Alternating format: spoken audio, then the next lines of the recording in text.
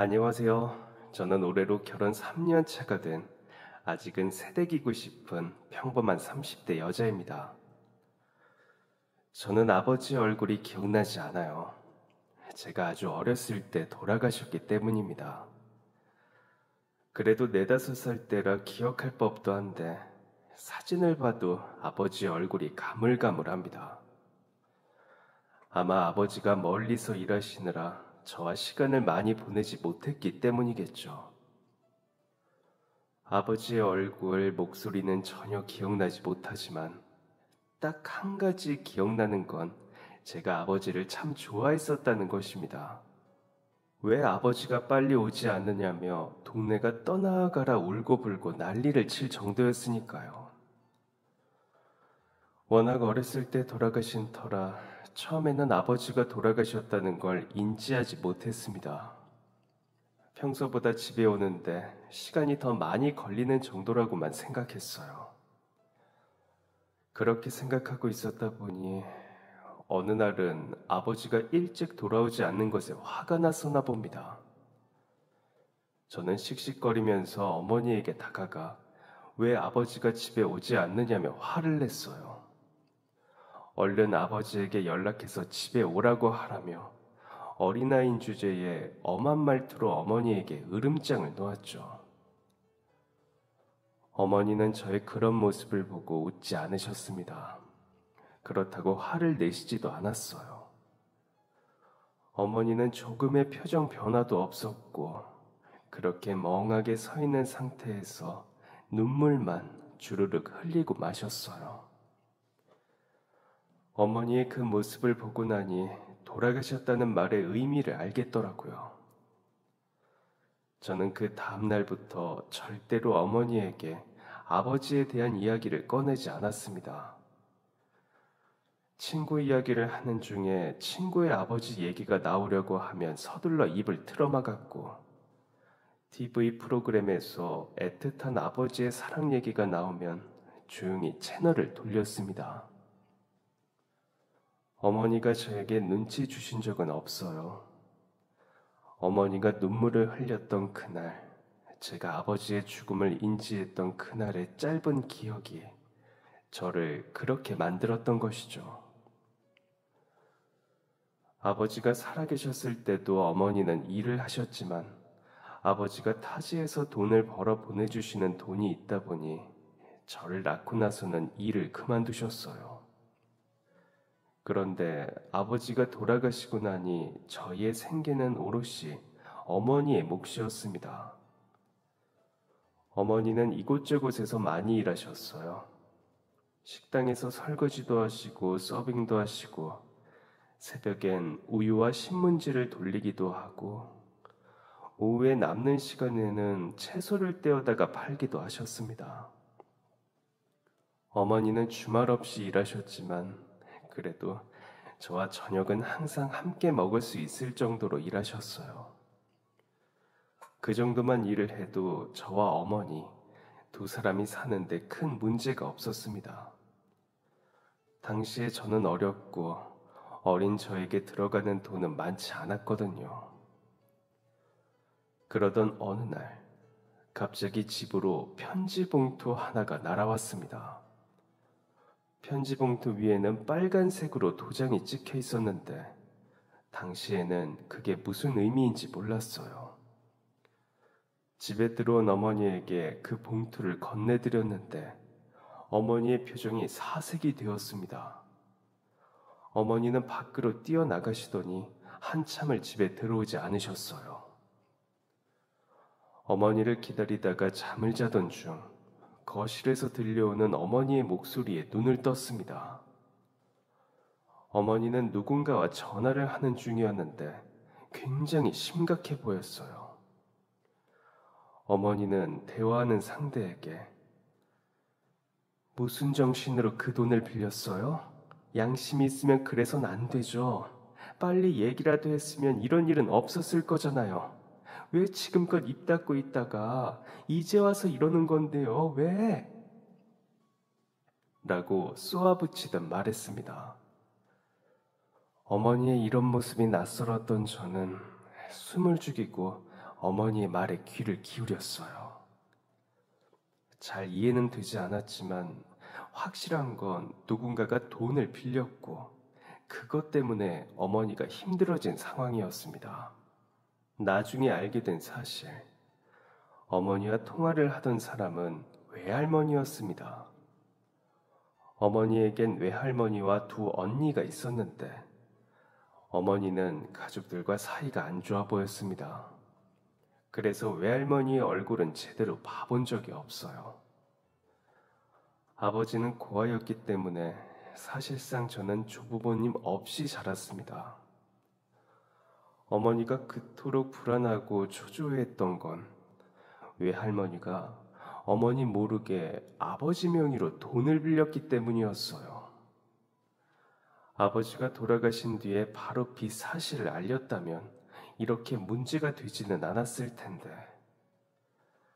외할머니는 어머니 몰래 빚을 진 게 미안했다는 이유로 빚을 진 사실을 꽁꽁 숨기다가 아버지가 돌아가신 지 6개월이 넘어서야 빚이 있다는 사실을 알렸습니다.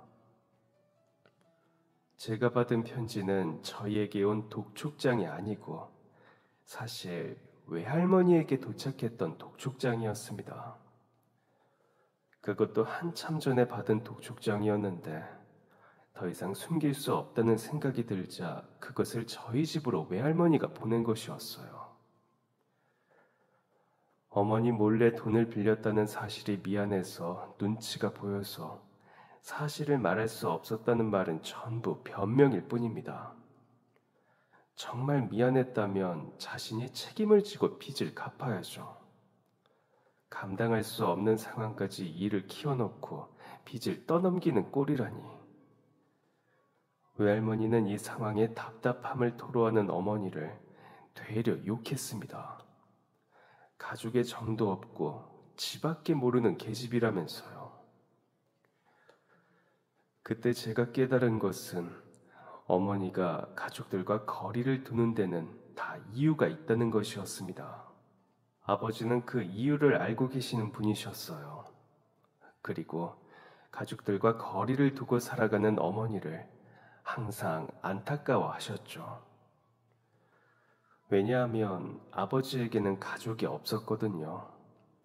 가족이 없는 외로움을 누구보다 잘 알다 보니 어머니만큼은 화목하게 가족들과 지내길 바라셨던 것 같습니다. 그래서 외할머니의 무리한 부탁을 받아주신 거였을 거예요. 처음에는 큰 이모의 남편이 사업을 하는데 이게 잘 되면 어머니에게도 콩고물이 떨어질 거라고 아버지를 설득했다고 합니다. 그런데에는 관심이 없는 아버지가 별다른 흥미를 보이지 않자 외할머니가 꺼낸 카드는 가족에 대한 아버지의 애틋한 감정을 건드는 것이었어요. 가족끼리 서로 돕고 살면 서로 사이도 좋아지고 가족의 필요성을 느끼지 않겠냐는 것이었죠. 아버지의 결핍, 아버지가 가장 원했던 것을 무기 삼아 아버지를 설득한 것이었죠. 어머니는 최선을 다해서 빚을 면제할 방법을 찾았어요. 하지만 그건 쉬운 일이 아니었습니다. 저희에게 아버지의 빚을 밝히지 않는 동안 본인들 나름대로 방법을 찾았더라고요. 결국 아버지의 빚은 저와 어머니 앞으로 고스란히 돌아오게 되었습니다. 게다가 나중엔 외할머니가 아버지 보증인으로 해서 여러 사람에게 돈을 받은 것까지 드러났어요.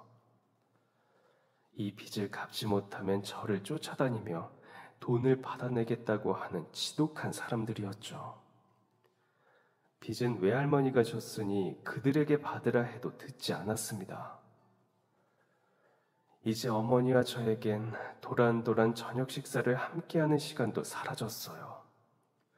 어머니는 새벽같이 나가서 자정이 넘는 시간에 되어서야만 집에 돌아오셨습니다. 몸이 지치니 마음도 지치고 마음이 지치니 어머니의 신경은 날이 갈수록 날카로워졌습니다. 그런데 설상가상으로 저는 꽤 빠른 사춘기를 겪게 되었어요.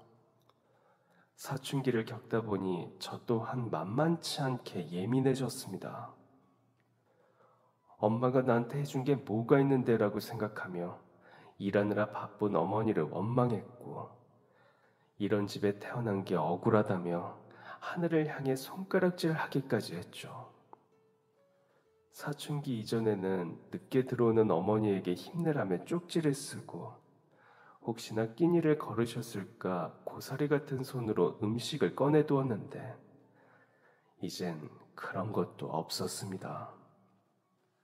어머니가 저를 위해 온몸이 부서져라 일하는 것도 알지 못하고 그저 제 힘든 것만 중요하게 여기며 살았던 것이에요. 사춘기에는 생각이 많아지죠. 나도 나를 잘 모르고 내가 원하는 게 진짜 원하는 것인지 아니면 가짜로 원하는 것인지도 잘 몰라요. 제가 그랬습니다. 어머니를 원망하면서도 어머니가 집에 있기를 원했어요. 어머니와 함께 있는 게 숨막히고 짜증나다가도 어머니가 밥에 반찬 하나라도 얹어주면 그게 기뻤습니다. 하지만 물론 기쁘지 않은 척했고 기쁘지 않으려고 노력했지만요. 저는 꽤 오랫동안 어머니에 대한 감사함을 잊고 살았습니다. 점차 나이가 차면서 용돈이 많이 필요해지자 어머니는 군말 없이 용돈을 올려주셨어요. 공부할 학습지를 사야 한다고 하면 묻지도 따지지도 않고 학습지 살 돈을 주셨고, 제가 정말 그것을 샀는지 확인하지도 않으셨어요. 아마 어머니는 알고 계셨겠죠. 제가 그 돈을 먹고 노는 데 썼다는 것을요. 처음에는 그런 행동이 양심에 찔리기도 했지만 나중엔 양심의 가책도 사라졌습니다. 어머니가 부잣집 가정부로 일하게 되면서 어머니의 월급이 올랐거든요. 힘들게 일해서 번 어머니의 돈을 아껴 쓸 생각은 안 하고 저 정도 벌었으니 이 정도는 써도 되겠지라는 철없는 생각을 하면서 살았습니다. 누군가는 사춘기 시절에 있었던 일들을 웃으면서 이야기하기도 하죠. 그땐 그랬지라며 민망해하기도 하지만 그때를 진심으로 후회하고 수치스러워하는 사람은 매우 적어요. 저도 그런 사람 중 한 명이었다면 참 좋겠지만 저는 제가 사춘기 시절에 했던 모든 행동과 생각들을 떠올릴 때마다 가슴이 답답해지고 통곡하게 됩니다. 내가 대체 왜 그랬을까? 나는 그렇게밖에 하지 못하는 사람이었던 걸까? 이렇게 사연을 쓰는 순간에도 후회만이 가득합니다. 제 사춘기는 한순간에 끝났습니다. 길고 지독했던 사춘기가 사라진 날은 어느 날 햇살 좋은 날이었죠. 모든 것이 화창했고 온도와 습도, 저를 둘러싸고 있는 모든 것들이 평화로웠어요. 하지만 이것은 제 생각이었을 뿐입니다. 학교에서 수업을 듣고 있는데 앞문이 열리더니 담임 선생님이 들어오셨어요. 수업을 진행하는 선생님에게 이런저런 이야기를 하고는 저를 부르셨죠. 자리에서 일어나 선생님을 따라 나가려는데 선생님은 제게 가방까지 싸라고 하셨습니다. 가방을 싸서 선생님을 뒤따라 나왔는데 선생님은 제게 병원으로 가자고 말씀하셨어요. 무슨 뚱딴지 같은 소리인가 싶었습니다. 제가 선생님과 병원을 갈 일이 뭐가 있겠어요? 왜 그래야 하는지 물어보려고 했던 그 순간 등줄기에서 식은땀이 흘렀습니다. 서둘러 나가는 선생님과 밖으로 나가보니 다른 선생님이 차를 끌고 저를 기다리고 계셨어요. 최대한 속도를 내서 운전을 하는데 담임 선생님이 무겁게 입을 여셨습니다. 어머니가 교통사고를 당하셨다는 연락을 받아서 간호사 말로는 네가 많이 놀랄 수도 있을 거라고 하더구나. 그래서 선생님이 보호자 자격으로 같이 가는 거야. 멀리서 보이던 병원이 가까워지자 온몸에 식은땀이 흘렀고 손과 발이 경직되어서 제대로 움직여지지가 않았어요. 대체 얼마나 다쳤길래 내가 놀라서 까무러칠 정도라고 하는 걸까? 엄마는 살아있는 걸까? 무슨 사고가 났길래 크게 다친 걸까? 왜 엄마에게 이런 일이 일어난 걸까? 이 모든 생각들이 한꺼번에 엉켜 머릿속을 굴러다녔습니다. 제대로 걸을 여력도 되지 않아 선생님의 부축을 받아 겨우 어머니가 계신 곳으로 갈 수 있었어요. 어머니가 누워있는 병상은 커튼으로 가려져 있었는데 간호사는 그쪽으로 가려는 저와 선생님을 막아섰습니다. 그리고 저에게 신신당부를 하더라고요. 어머니 상태가 좋지 않아. 그러니까 심호흡하고 들어가자. 그렇게 병상의 커튼이 걷히고 저는 죽은 사람처럼 누워있는 어머니를 보게 되었습니다. 저는 어머니를 보자마자 그 자리에 주저앉았습니다. 어머니는 한쪽 얼굴을 붕대로 칭칭 감고 있었고 사지는 움직이지 못하도록 고정되어 있었습니다. 어머니는 수술을 할 수 있는 상태도 아니라고 했습니다.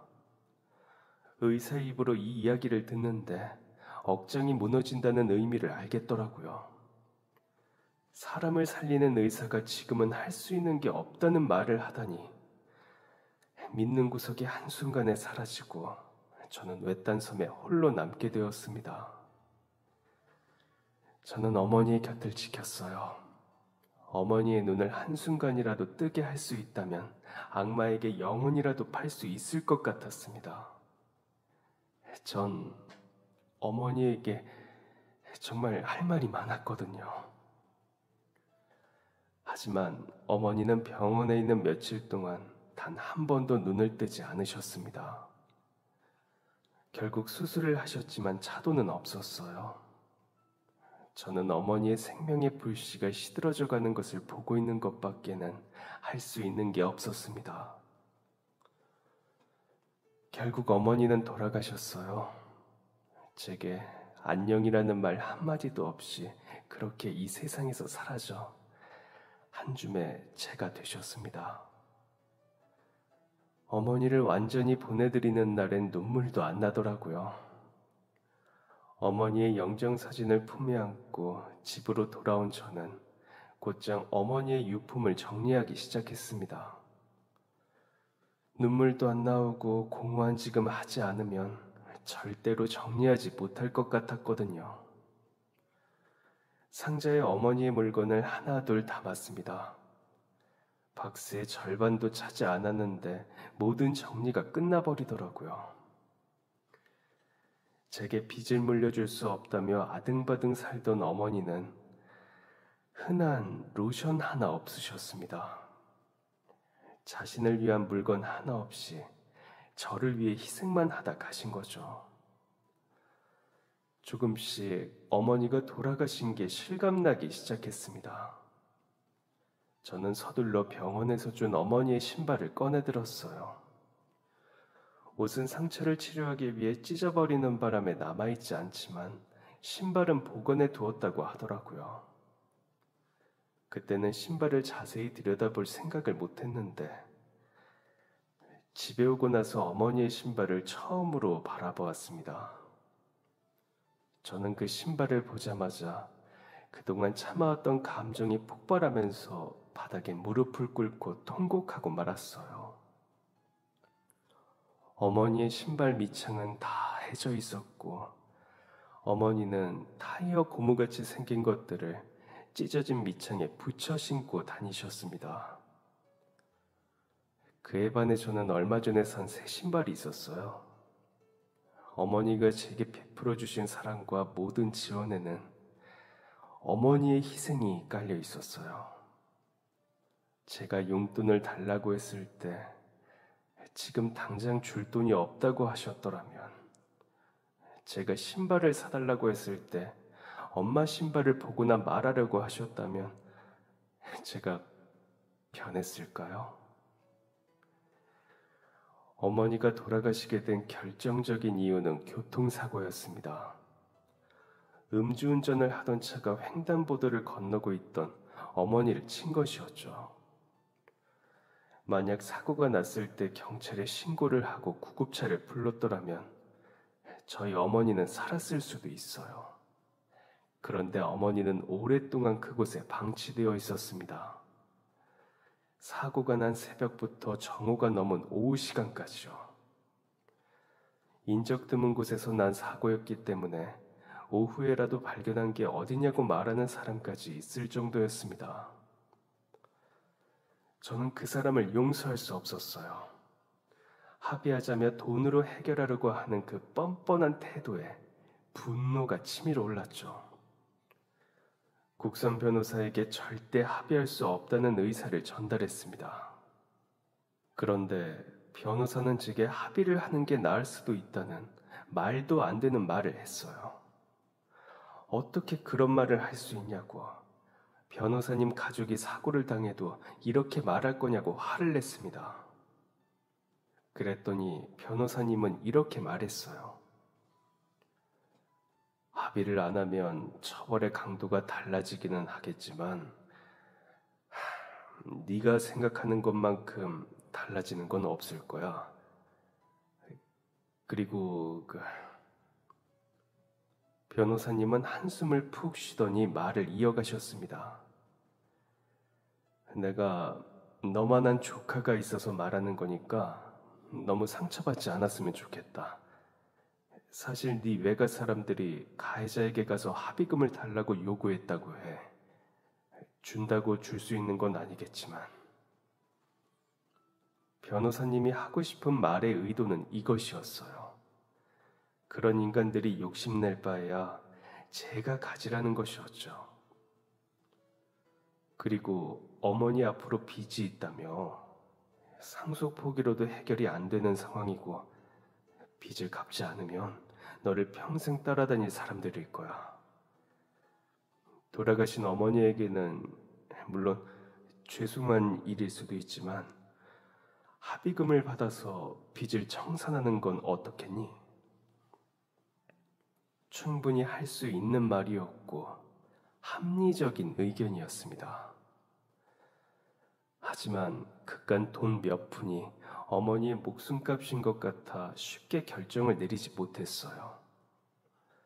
하지만 끈질기게 찾아와서 합의를 종용하고 합의금을 요구하는 외가 사람들의 행동에 질려서 합의를 하자마자 그 돈으로 모든 빚을 갚아버렸습니다. 제가 마음대로 합의를 한 사실이 알려지자 외가 사람들은 눈에 쌍심지를 켜고 달려들었어요. 특히 큰 이모가 가장 많이 화를 냈습니다. 남편의 사업이 잘 안 되는가 보더라고요. 너 정말 미쳤니?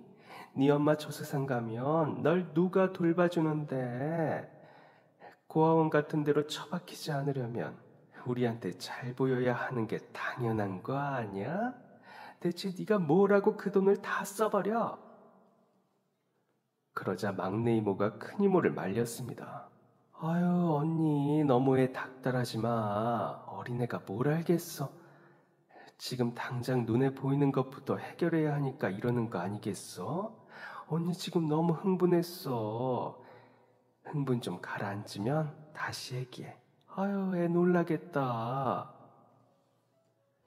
말만 들으면 참 다정한 사람입니다. 하지만 이건 가증스러운 가면일 뿐이었어요.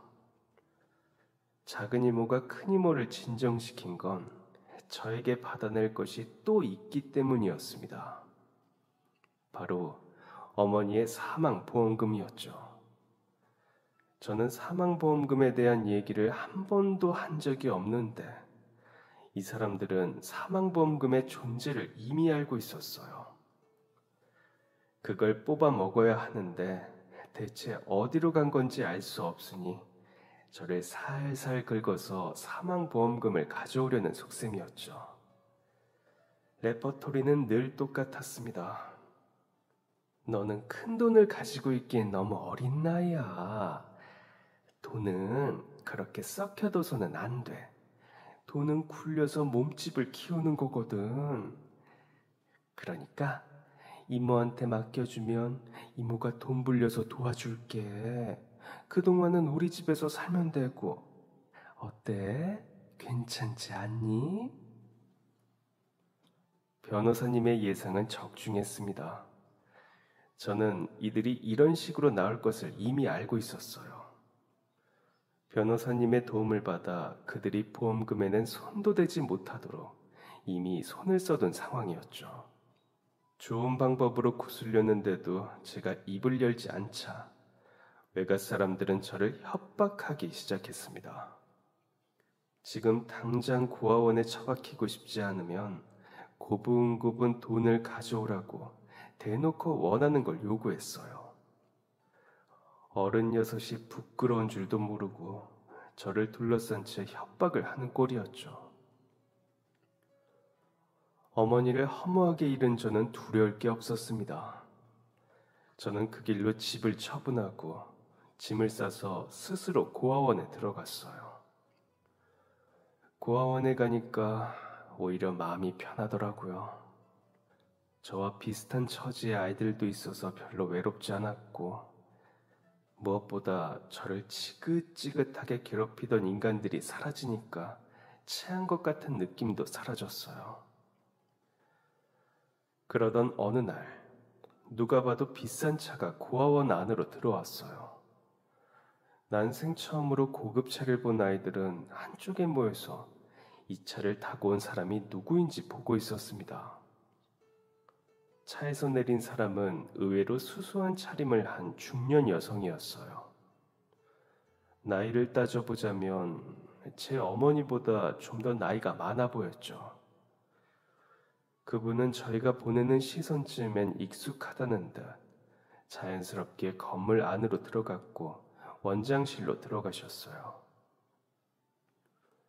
저런 부자가 외진 곳에 있는 허름한 고아원에 왜 왔는지 궁금해하던 그때 선생님 한 분이 저를 부르셨습니다. 제가 향한 곳은 원장실이었어요. 그리고 원장님 맞은편에는 아까 본 중년 여성이 앉아 있었죠. 원장님은 저를 그 여성분에게 소개했습니다. 그분은 저를 뚫어지게 쳐다보고 있었는데 그 순간 무언가가 번뜩이며 머리를 스치고 지나갔어요. 그 사람은 분명 어머니의 장례식장에서 본 사람이었습니다. 장례식장에 와서 보험금 좀 뜯어내겠다고 엉엉 울던 외가댁 사람들에게 지쳐 있었던 때에 오셨던 터라 제대로 인사도 못한 분이었죠. 그때를 되짚어 보니 저는 그분을 보면서 엄마에게 저런 지인이 있었나라고 생각했었습니다. 워낙 귀티가 나는 분이니까요. 저는 저분이 저를 찾아온 건 결코 우연이 아니라는 것을 그 순간 깨달았습니다. 자리에 앉자 원장님이 입을 여셨습니다. 제가 이분과 함께 살게 될 것이라는 얘기였어요. 입양은 아니고 그냥 같이 살게 된다는 것이었죠. 입양을 안 해도 같이 살 수 있는 건가? 라는 생각이 들었지만 원장님과 그분이 하는 이야기를 들어보니 따라가도 괜찮을 것 같았어요. 또 제가 보니 그분이 고아원에 많은 돈을 기부하신 것 같더라고요. 그렇다 보니 원장님 입장도 있었겠죠. 기부를 한 데는 이유가 있을 거고 그게 저라면 원장님은 저를 그분에게 보내야 하니까요. 제가 거부한다면 원장님이 곤란해질 것 같았고 될 대로 되라고 생각하며 살던 저는 별 고민 없이 그분을 따라 나섰습니다. 그분은 차를 타고 가는 내내 아무 말도 하지 않으셨어요. 저도 별다른 걸 묻지 않았습니다. 저를 왜 데려왔나요? 저에게 바라는 게 있으신가요? 우리는 어디로 가는 걸까요? 물어봐야 할 것들이 많았지만 별로 궁금하지도 않았습니다. 이내 차가 멈춰섰고 저는 차에서 내렸어요. 차를 타고 도착한 곳은 엄청나게 커다란 저택이었습니다. 설마 이곳에서 사는 건가 의심하고 있던 찰나에 운전을 해주던 기사분이 저택의 문을 열었습니다. 먼저 집으로 들어간 그분은 제가 따라오지 않자 어서 들어오라며 눈짓을 했어요. 대문 안으로 들어가니 잘 정돈된 정원이 보였습니다. 큰 개도 한 마리 있었는데 그분은 제게 혹시 개 무서워하니? 라고 물어보셨어요. 처음으로 제게 하는 말이었죠. 아니요, 안 무서워해요. 그러면 풀어놔도 괜찮을까? 네. 정말 풀어놔도 괜찮아서 한 말이었지만 풀어놓지 않기를 바랐어도 차마 말하지 못했을 것입니다. 제가 뭐라고 그런 것까지 요구하겠어요. 그분의 개는 아주 커다랬는데 애교가 많은 아이였습니다. 처음 보는 제 냄새를 맡고 제 주변을 빙글빙글 돌더니 배를 까뒤집었죠. 너를 좋아하는가 보구나. 놀다가 들어와도 돼. 강아지와 놀다 보니 몸의 긴장감이 풀렸고 저는 잠깐 동안 정원에서 시간을 보내다 집 안으로 들어갔어요.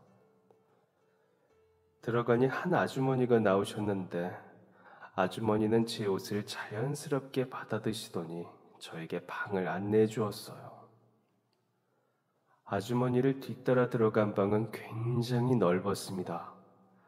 커다란 책상에 침대가 있었고 방 안에 드레스룸이 따로 있을 정도였어요.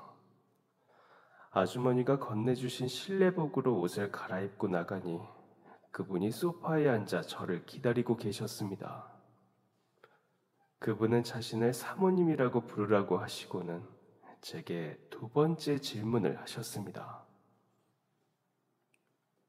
내가 왜 너를 데려왔는지 궁금하지 않니? 저는 고개를 끄덕였죠. 네 엄마가 우리 집에서 일을 했었어.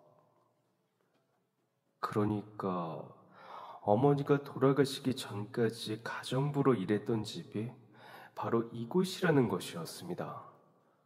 그런데 어머니가 이 집에서 일을 했던 것과 사모님이 저를 걷어주신 데에는 그 어떤 연결고리도 없어요. 어머니는 단순히 집안일을 해주는 분 아니셨나요? 가족도 아니고 친구도 아닌데 왜 저를 데리고 오셨어요? 친구의 자식이라고 해도 이렇게 걷어주지는 않잖아요. 사모님은 피식 웃으며 대답하셨습니다. 똘똘한 아이구나. 내가 널 데리고 온 이유는 내가 네 엄마에게 빚이 있기 때문이라고 할까? 저는 고개를 갸웃했습니다. 무슨 빚이 있으신데요? 이렇게 묻자 사모님의 표정이 급격히 안 좋아졌어요. 그건 네가 조금 더 크면 그때 알려줄게. 질문을 더 하고 싶었지만 사모님의 표정을 보니 더 질문을 하기가 어렵겠더라고요. 제가 납득하지 못하고 있다는 걸 느꼈는지 사모님은 잠시 숨을 들이마시더니 어머니와의 이야기를 들려주셨습니다. 네 엄마는 우리 집에 일하는 사람으로 왔지만 갈 땐 내 친구였어. 어머니와 사모님은 남편을 사고로 여의었다는 공통점을 가지고 있었습니다. 또 어머니는 사모님이 살아보지 못한 인생이 있었고 사모님에게는 어머니가 살아보지 못한 인생이 있었어요.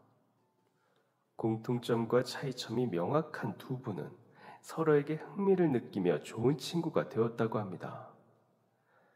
사모님은 일찍 남편을 보냈는데 이후에 다시 결혼을 하지 않아서 자녀가 없었는데요. 그래서 저를 키우는 어머니의 이야기가 늘 흥미로웠다고 합니다. 너는 자식이 있어서 참 좋겠다 라고 말을 하면 어머니는 그럼 네가 데려다 키울래? 라고 말하기도 하셨다는데요. 사모님이 자식이 있는 어머니를 부러워할 때면 어머니는 내가 없으면 네가 내 자식 키워야 되는데 뭘 부러워하냐? 라고 농담을 하기도 하셨는데 사모님은 그 농담에 걱정하지 마. 내가 너보다 잘 키울 거니까 라고 대답했던 것을 후회한다고 하셨습니다.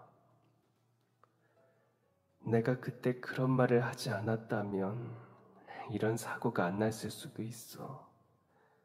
난 그때 내 말을 너무나 후회해. 사모님이 저를 데려온 이유는 어머니와의 약속을 지키기 위함이었어요.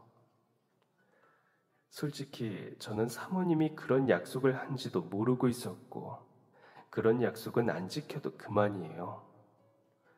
하지만 사모님은 스쳐 지나가듯 했던 그 약속을 지키려는 분이셨습니다. 사모님은 사업으로 성공한 분이셨어요.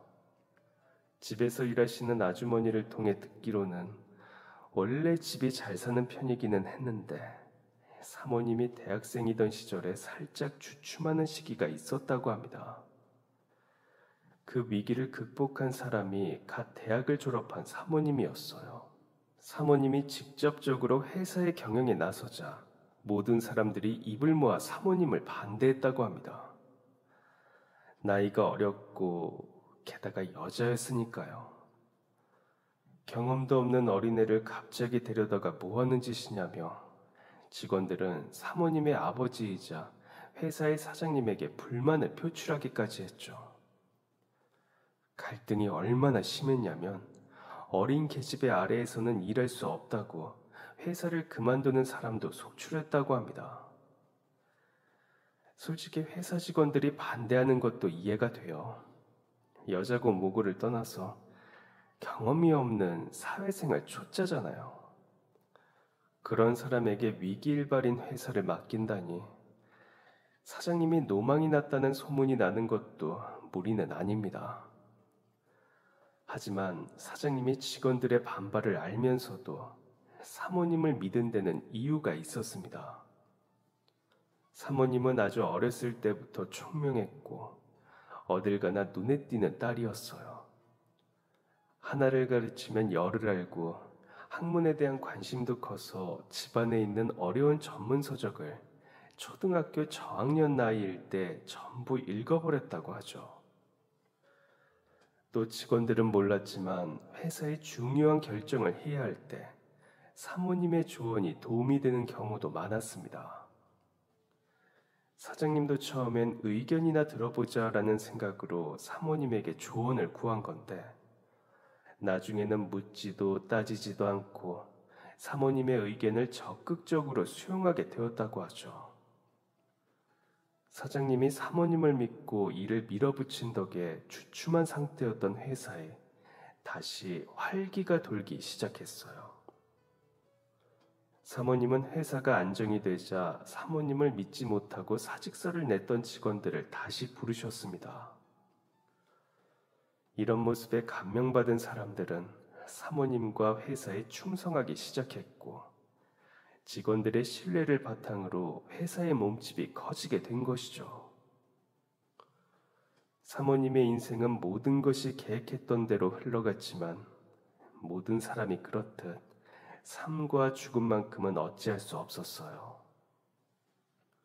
얼마 전에 받았던 건강검진 결과가 깨끗했던 사모님의 아버지가 갑작스러운 뇌출혈로 세상을 떠나셨고 정말 사랑해서 결혼한 남편이 사고로 세상을 떠났을 때 사장님은 아무것도 할 수 없는 무력감을 태어나서 처음으로 느끼셨다고 합니다. 어머니가 돌아가셨을 때도 마찬가지였어요. 사모님은 삶과 죽음에서 무력했던 자신의 모습을 저를 기르는 것으로 극복하셨습니다. 자신이 무력하게 잃었던 친구의 아이를 기르며 자신의 모습을 찾아가신 거죠.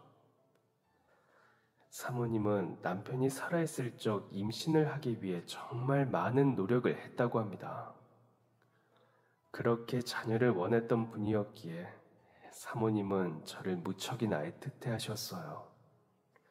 저도 그런 사모님의 애정이 진심이라는 것을 알았기에 그냥 부잣집 사모님으로만 생각했던 분을 어머니의 친구로 인정하게 되었고, 어느 순간부터는 그분을 제 어머니로 여기는 저의 모습을 발견할 수 있게 되었습니다. 저는 사모님의 돌봄 아래에서 큰 걱정, 근심 없이 잘 자랐습니다.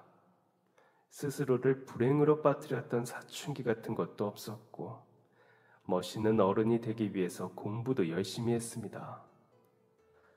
그렇게 열심히 하니 다행히도 노력한 만큼 좋은 성적을 받았고, 우리나라에서 손에 꼽히는 명문가에 들어가게 되었어요. 물론 이런 성과 뒤에는 사모님의 뒷받침이 있었습니다. 저는 대학을 졸업한 후에 미국으로 유학까지 다녀왔습니다. 사실 사모님도 대학을 졸업하면 유학을 다녀오고 싶었는데 갑작스럽게 경영에 뛰어들게 되면서 원했던 유학을 가지 못하셨거든요. 저는 유학을 가고 싶었지만 괜히 눈치가 보여 말을 못하고 있었어요. 그러자 이런 사정을 가진 사모님이 제 필요를 먼저 알고 유학 이야기를 꺼내주신 덕에 무사히 공부를 마치고 한국으로 돌아올 수 있었습니다. 미국에서의 삶은 무척 즐거웠어요. 원하던 공부도 마음껏 하고 사랑하는 사람도 그곳에서 만났거든요. 제 남자친구는 한국인이었는데 둘 다 공부를 마치고 곧장 한국으로 들어왔습니다. 연애를 하면서 취업 준비도 하고 취업에 성공해서 직장 생활을 하다 보니 삶이 안정적으로 흘러가게 되었고 저희는 자연스럽게 결혼을 약속하게 되었습니다. 사모님도 제게 남자친구가 있다는 걸 알고 계셨어요. 제 사생활을 존중해 주셨기 때문에 남자친구와의 연애를 코치코치 캐묻지는 않으셨습니다.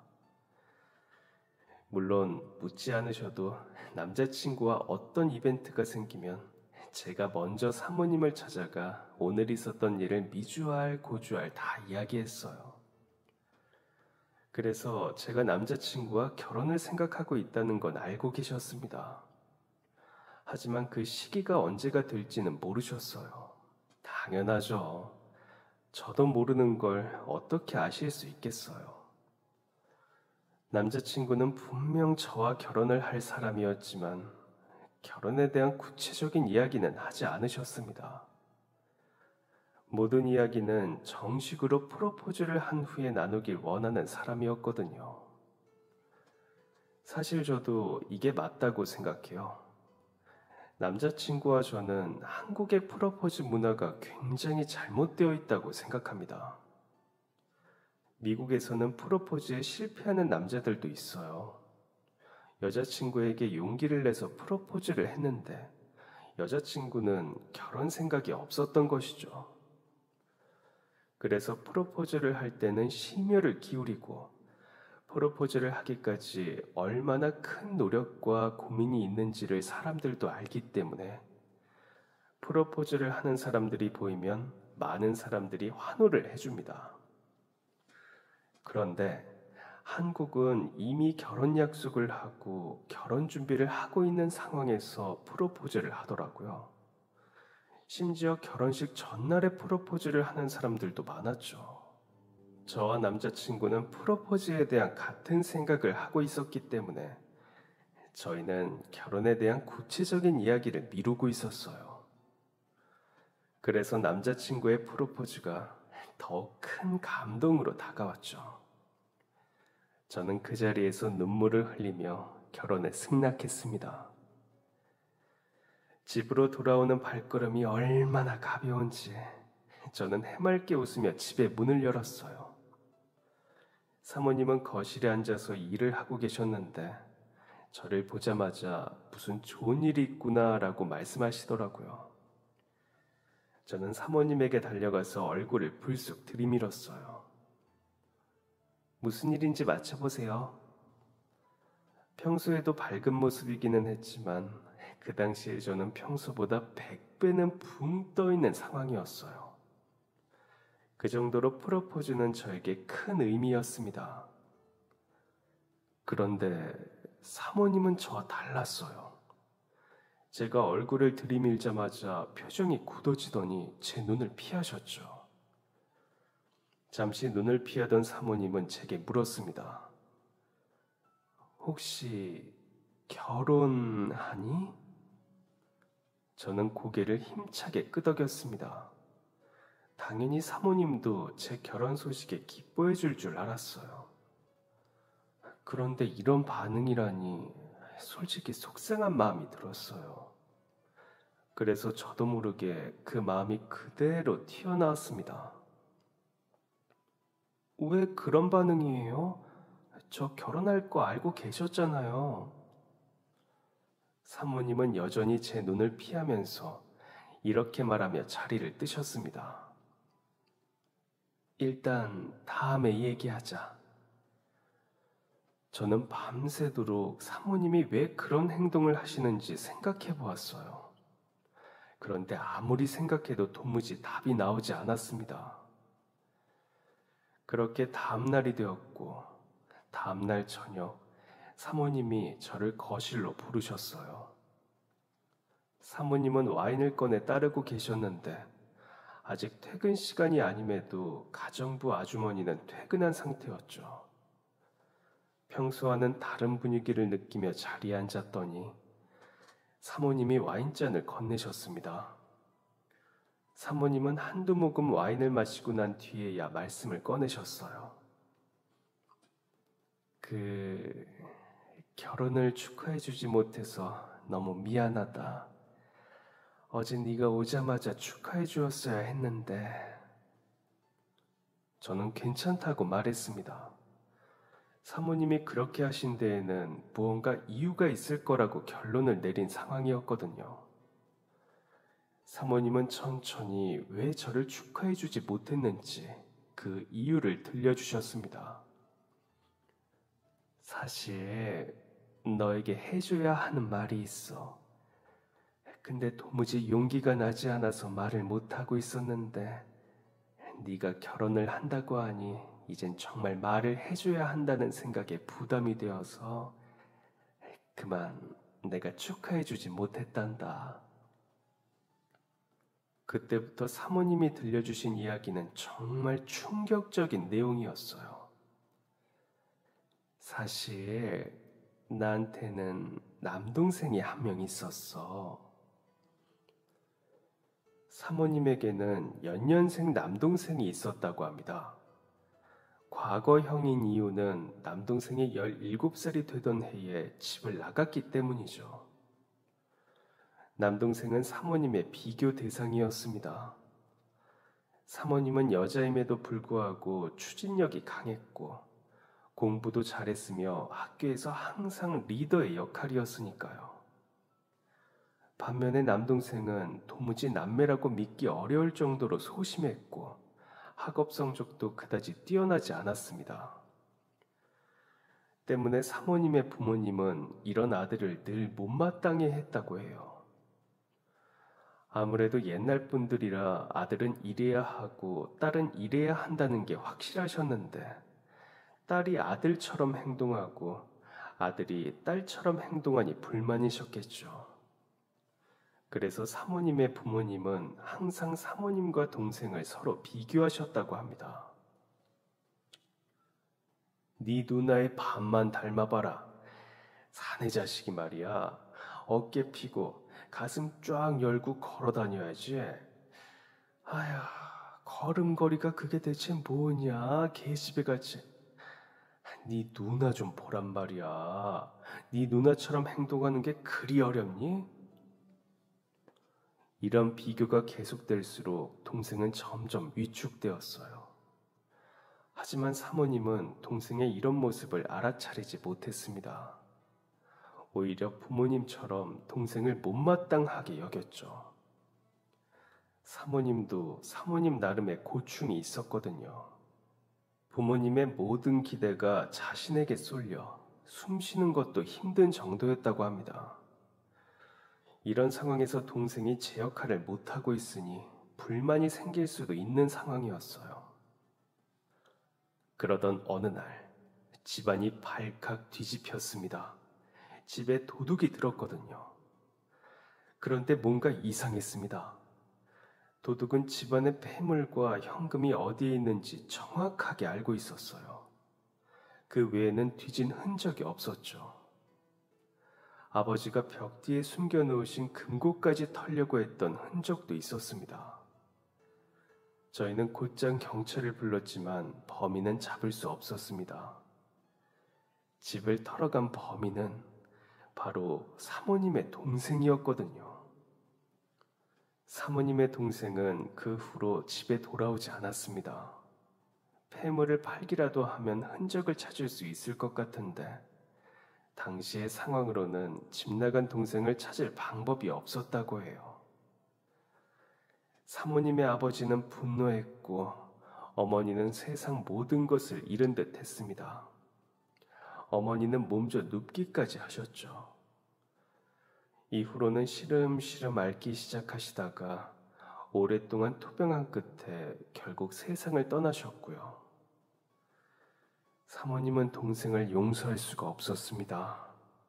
살았는지 죽었는지 생사라도 알고 싶은 마음이 있었더라면 이젠 그런 마음이 싹 사라졌죠. 가족 버리고 떠난 그딴 놈 죽든 말든 내 상관 아니다라고 생각하면서요. 자기만 힘들었어? 나도 힘들었어. 부모한테 과한 기대를 받는 게 얼마나 힘든지 알아? 이런 생각이 커질수록 동생에 대한 원망이 커졌다고 합니다. 그렇게 동생을 잊고 산 지 10수년. 이게 대체 무슨 운명의 장난인지. 사모님은 생각하지도 못한 곳에서 동생의 흔적을 찾게 되었어요. 바로 제 어머니의 지갑에서요. 사모님은 어머니가 지갑에 넣어둔 사진을 보고 두 눈을 의심하셨다고 합니다.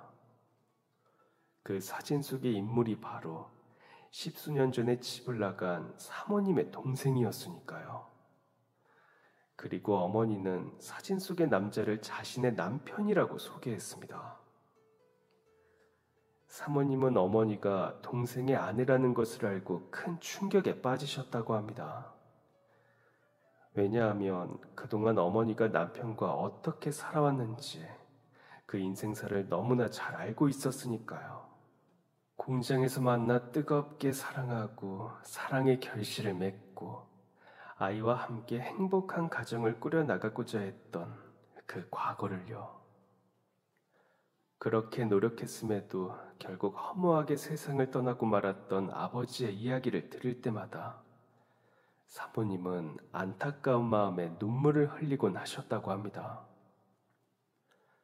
그렇게 안타깝게 여기던 사람이 평생을 미워하던 동생이었다니. 사모님은 미워했던 남동생의 인생이 측은하게 느껴지기 시작했다고 합니다. 집을 뛰쳐나가 놓고 산 인생의 결과가 이리도 허무한 죽음이었다니. 네 아버지가 내 동생이라는 걸 알고는 참 많이 울었단다. 사모님이 아버지에게 품고 있던 감정은 애증이었어요. 동생이 밥은 잘 챙겨 먹고 있나 걱정하는 마음이 들면 아휴, 그놈은 우리 가족에게 아픔을 준 나쁜 놈이야 라고 생각하며 애틋한 마음을 지워내었던 것이죠. 피는 물보다 진하다고. 아무리 원수 같은 가족이라도 가족은 가족이더구나. 내 동생의 인생을 알고는 한동안 가슴이 아파 잠도 못 잘 정도였으니까. 사모님은 자신이 알게 된 사실을 어머니에게 말을 할까 말까 오랫동안 고민하셨다고 합니다. 자신이 조금만 더 빨리 적극적으로 동생을 찾았더라면 어머니가 이렇게까지 모진 수모를 당하며 저를 키우지는 않으셨을 테니까요. 사모님은 그 미안한 마음에 아무 말 못하고 혼자서 끙끙 앓고 있었어요. 대체 언제 말할까, 어떻게 말할까 고민하던 중에 저희 어머니가 돌아가신 것이었어요. 이렇다 보니 저에게는 더 미안한 마음을 가지게 된 것이고요. 그냥 말씀 안 하실 수도 있었잖아요. 왜 저에게 말씀하신 거예요? 사모님은 왜 이제야 말하냐는 제 물음에 눈물을 흘리며 미안하다고 하셨습니다. 전 탓하려는 게 아니었는데 미안하다 말하는 사모님을 보며 저도 함께 눈물을 흘렸어요. 사모님은 이제 더 이상 사랑하는 사람에게 실수하고 싶지 않았다고 말씀하셨습니다. 세상을 떠나는 날에 후회하게 되는 일은 이게 전부이길 바라셨던 것이죠. 한참 동안 눈물을 흘리던 사모님은 꼬깃꼬깃한 사진 한 장을 저에게 주셨습니다. 그 사진에는 단란한 네 가족의 모습이 담겨 있었어요. 이건 내 가족 사진이야. 사모님은 어머니에게 모든 사실을 털어놓으면서 그 증거로 이 사진을 보여주려고 하셨다고 합니다. 사실 그동안은 증거도 없었거든요. 동생이 집을 나가고 어머니가 쓰러지면서 아버지가 동생에 관한 모든 흔적을 지우셨기 때문이었습니다. 하지만 어머니의 오래된 일기장을 보던 중 이 사진을 발견하게 되었고, 이 사진이 아버지의 어린 시절을 담은 유일한 사진이었습니다. 아버지는 꼭 여자처럼 여리여리한 얼굴이었어요. 저와 퍽 닮았더라고요. 사모님, 아니, 고모님은 할아버지의 생전 사진도 보여주셨습니다. 아버지가 지금까지 살아계셨다면 꼭 이런 모습일 것이라면서요. 저는 그날 저의 잃어버렸던 가족을 찾았습니다. 저에게 많은 사랑을 주셨음에도 온전한 가족으로 느끼지 못했던 사모님을 온전한 가족으로 받아들인 하루였죠. 얼마 뒤 저는 모두의 축복을 받으며 결혼을 했고, 사람들에게 사모님을 제 고모라고 정식으로 소개해드렸습니다. 저는 너무나 행복해요. 과거의 일들이 남의 일처럼 느껴질 정도로 상처가 회복되고 새로운 사람으로 살아가는 기분입니다. 이렇게 생각하다가도 가끔은 사람의 인생은 알다가도 모르는 것 같다는 생각을 하고는 합니다. 모든 게 완벽했던 사모님이 한순간에 가족을 잃었던 것, 모든 것을 잃었던 제가 가장 소중한 가족을 얻었던 것처럼 인생이 어디로 흘러갈지는 그 누구도 알 수 없더라고요. 만약 과거의 제가 모든 걸 포기하고 어머니의 곁으로 갔다면 어떻게 되었을까요? 아마 지금의 행복을 경험하지 못했겠죠. 인생이 아름다운 이유는 인생이 어디로 흘러갈지 모르기 때문인 것 같기도 합니다. 그럼 지금까지 사연 들어주셔서 감사합니다. 사연이 재미있으셨다면 구독과 좋아요 부탁드려요. 감사합니다. 안녕히 계세요.